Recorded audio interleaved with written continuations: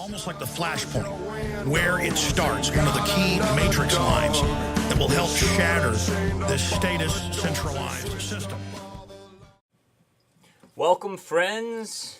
You have found Flashpoint Radio. I am your host, Jay-Z, and I thank you for joining me on this Monday, April 9th edition of Flashpoint Radio. I hope everyone's weekend was blessed. Easter was beautiful here in St. Louis. The weather was, I don't think you could have asked for better weather. 72 and sunny. It was great, and great service, great worship. The true meaning of Easter is still alive in this country and in this world.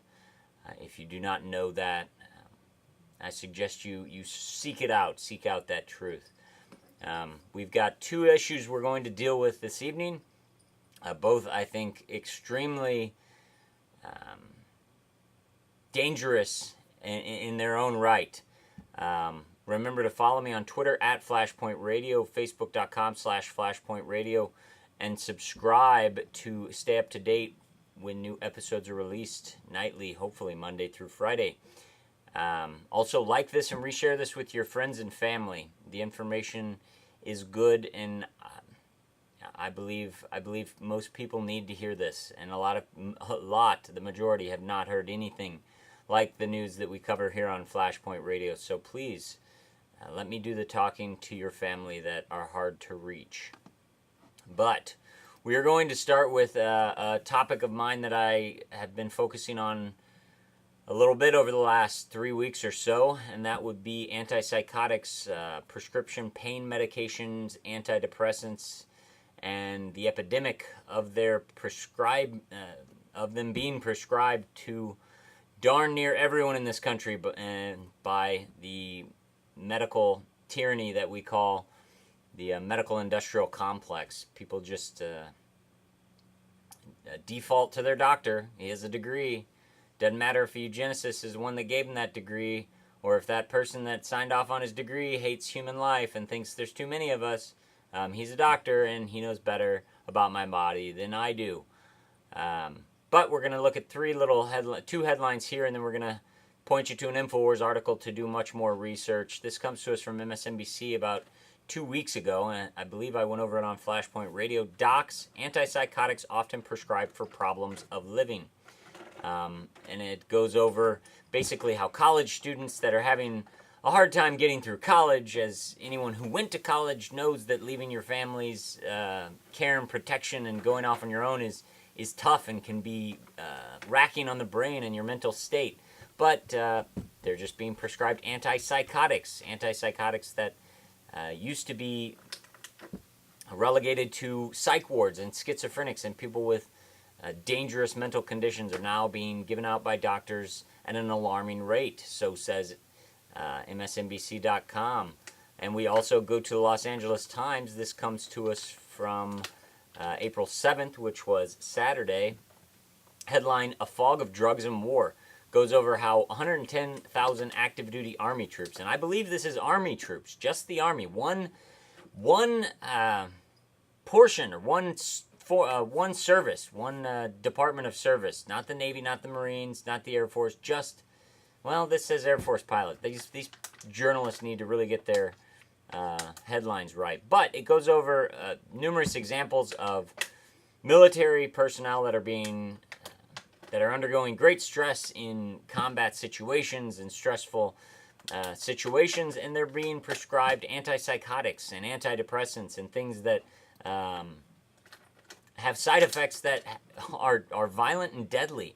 That's what the side effects of these are, and if you try to stop taking them suddenly, or you mix a little bit of alcohol with them, your risk of flying off the handle and killing someone or hurting yourself or someone else is astronomically raised. It blows my mind that this is the government, and these are men and women that we are, I guess, entrusting to protect our freedoms and to fight the wars that we don't have time or the will to do, and we're just drugging them up so they can get through it.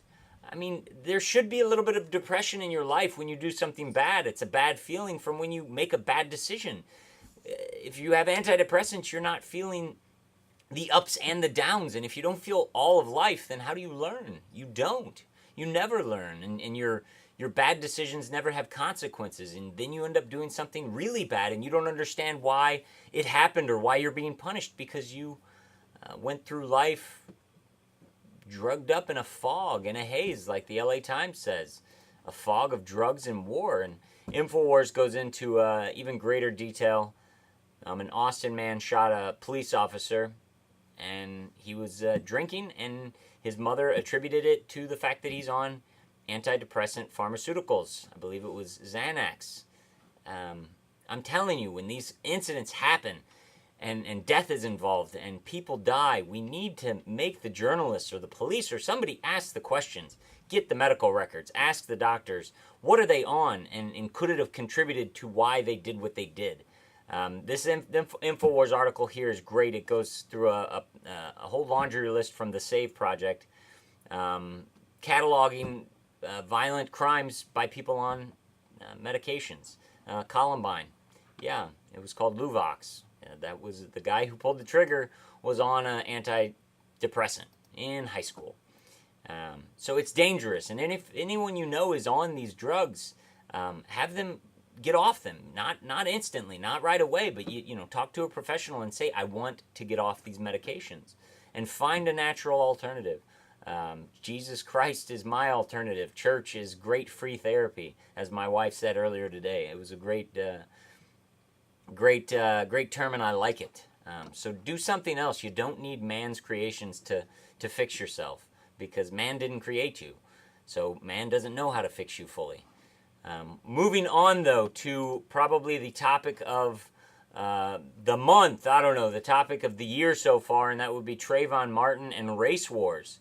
Everyone knows the Trayvon Martin story. Watch my Flashpoint Radio from last Friday, and I go into a couple other instances which were not highlighted, but the Trayvon Martin case being highlighted, and as I mentioned last week, the National Socialists, or the white supremacist organizations, neo-Nazis, are in Florida, patrolling the streets armed, which is, I guess, fine. I mean, the problem is they're probably not citizens there, so why are they coming from out of town to protect people that should be protecting themselves? They have the laws to protect themselves in Florida. But nonetheless, neo-Nazis are in Florida. Of course, neo-Nazis have a history of being infiltrated by the FBI and the Southern Poverty Law Center.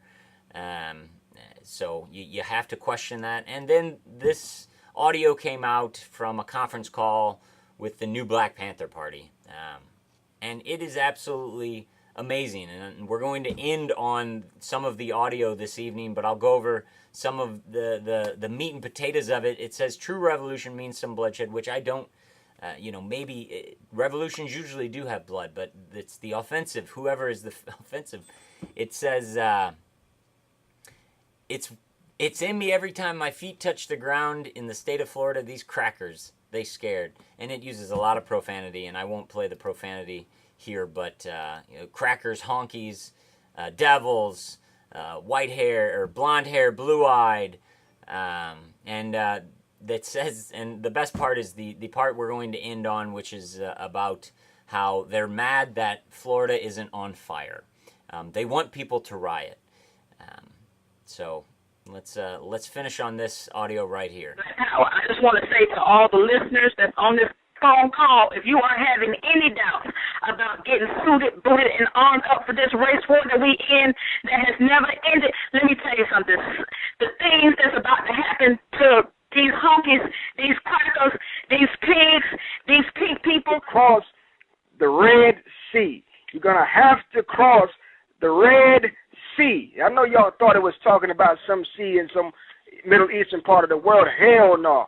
We're talking about some blood. You're going to have to cross some blood. It's in me that every time my feet touch the ground, the state of Florida, these crackers, they scared. I'm telling you right now, I'm kind of pissed off right now that the state of Florida ain't on fire. This could not have happened in L.A. because them brothers up there are not scared to riot. This could not have happened in St. Petersburg, Florida, where the black men over there ain't scared to kill a cracker. But if you are not training, if you're not stocking up water, if you're not stocking up food, if you're not stocking up weapons and artillery and survival, books and gas masks and flashlights and canteens and ready-to-eat meals and all that, if you're not stocking that up, I don't know how serious we are right now. Racism that keeps and perpetuates a capitalistic motion. And so, yes, we want capitalism completely eradicated, especially from the minds and hearts and dealings of black people. As you can tell, inciting violence, I think so. People, we have to turn our back on this evil. We have to ignore it. Do not defend any party, because the parties are both run by the devil or evil. Turn your back on evil and use the love in your heart to reach out to our brothers and sisters. You know that blacks and whites in your everyday life don't hate each other. We all know it. All normal people know it. We just have to say it. We have to show it in our lives. Resist the hate, but don't cry for the government, because if you cry out for the government's assistance, they'll come.